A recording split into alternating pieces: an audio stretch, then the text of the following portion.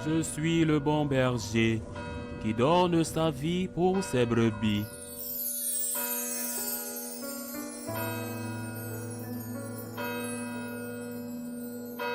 En ce temps-là, Jésus disait, « Malheureux êtes-vous, scribes et pharisiens hypocrites, parce que vous payez la dîme sur la menthe, le fenouil et le cumin, mais vous avez négligé ce qui est le plus important dans la loi, la justice, la miséricorde et la fidélité. Voilà ce qu'il fallait pratiquer sans négliger le reste. Guide aveugle, vous filtrez le moucheron et vous avalez le chameau. Malheureux êtes-vous, scribes et pharisiens hypocrites, parce que vous purifiez l'extérieur de la coupe et de l'assiette, mais l'intérieur est rempli de cupidité et d'intempérance. Pharisien aveugle, purifie d'abord l'intérieur de ta coupe, afin que l'extérieur aussi devienne pur. Acclamons la parole de Dieu. Lorsque nous attendons les critiques acerbes de Jésus à l'encontre des pharisiens, nous ne devons pas penser qu'elles ne concernaient que les membres de ce groupe de pharisiens de son époque. Il faut toujours les transposer à notre époque et les appliquer à nous-mêmes. Suis-je un pharisien?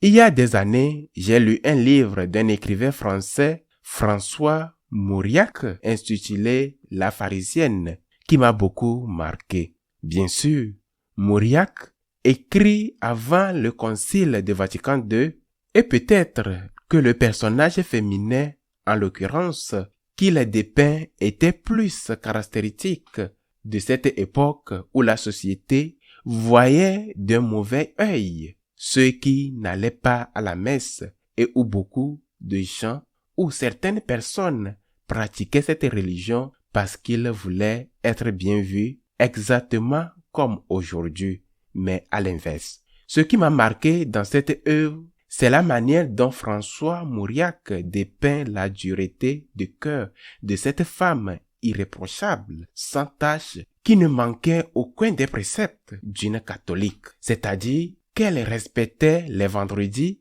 bien sûr, allait à la messe, appartenait à un groupe de dames pieuses. Mais lorsqu'il s'agissait de faire un acte de charité qui ne consistait pas à donner devant les autres pour qu'on la voie, elle détournait le regard.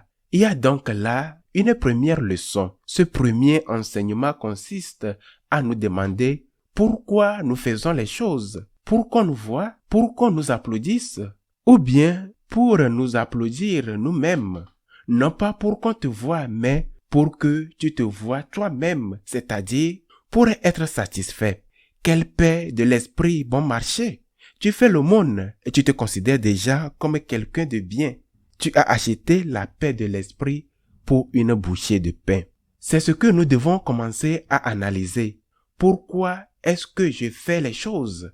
Pour qu'on me voie? Pour être remarqué? Pour me voir moi-même? Pour avoir la paix en moi? Ou est-ce que je fais les choses par amour pour le Seigneur, par gratitude envers le Seigneur? Est-ce que je reçois la paix de l'esprit? N'est-ce pas ce que je recherche? Je suis heureux de l'avoir, bien sûr, mais ce n'est pas ce que je recherche. Ce que je recherche, c'est d'aider cette personne par amour pour le Christ, par gratitude envers le Christ. C'est là la pureté de cœur que nous devons toujours avoir lorsque nous agissons. C'est ce que nous, les franciscains de Marie, appelons pour toi Jésus, par gratitude envers toi. Non pas pour qu'on me voie, ni pour me voir moi-même. Non pas pour recevoir des applaudissements, ni pour m'en attribuer moi-même. Je fais cela par reconnaissance envers toi. Je fais cela par reconnaissance envers Dieu. Et même s'il n'y avait pas d'applaudissements, la reconnaissance envers Dieu m'amènerait à le faire de la même manière. Mais il y a ici un autre enseignement.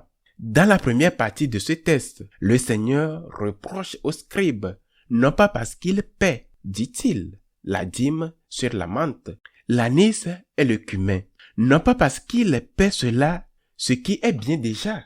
Il faut le faire, mais il leur fait des reproches parce qu'il néglige ce qu'il y a de plus grave, ce qui est de plus important dans la loi, qui est la justice, la miséricorde, la fidélité. Et il ajoute, c'est cela qu'il faudrait mettre en pratique. Très bien, il faut pratiquer la miséricorde, mais si cela s'arrête là, certains pourraient en déduire, je peux ne pas payer mes impôts et être miséricordieux. Je peux ne pas remplir mes devoirs et faire à la place d'autres bonnes actions, peut-être grâce aux fruits de ce que j'aurais dû faire, par exemple, payer mes impôts. Mais Jésus ne se laisse pas piéger ainsi. Il dit, c'est cela qu'il faudrait pratiquer sans pour autant négliger cela. Nous devons remplir nos obligations envers la patrie. Par exemple, en matière d'impôts, nos obligations envers la famille, envers l'entreprise où nous travaillons, nos obligations envers l'Église. Mais nous devons être capables d'aller plus loin, de ne pas nous limiter à cela. Le Seigneur l'expliquera très bien dans cette parabole du bon Samaritain. Le Samaritain n'avait pas volé l'homme gravement blessé. Il ne l'avait pas doué du coup jusqu'à le laisser à demi-mort, mais il est allé plus loin et l'a secouru. Le prêtre, comme il ne l'avait ni volé ni frappé, est passé à côté de lui sans lui apporter le bien dont il avait besoin. Ne te contente pas de ne pas faire le mal. Ne fais pas le mal. C'est la première chose. Ne fais pas le mal. C'est ce que dit le Seigneur. Ne fais pas le mal, mais ne te contente pas de ne pas faire le mal. Il faut faire le bien. Il faut faire le bien. Et il faut faire le bien sans tarder.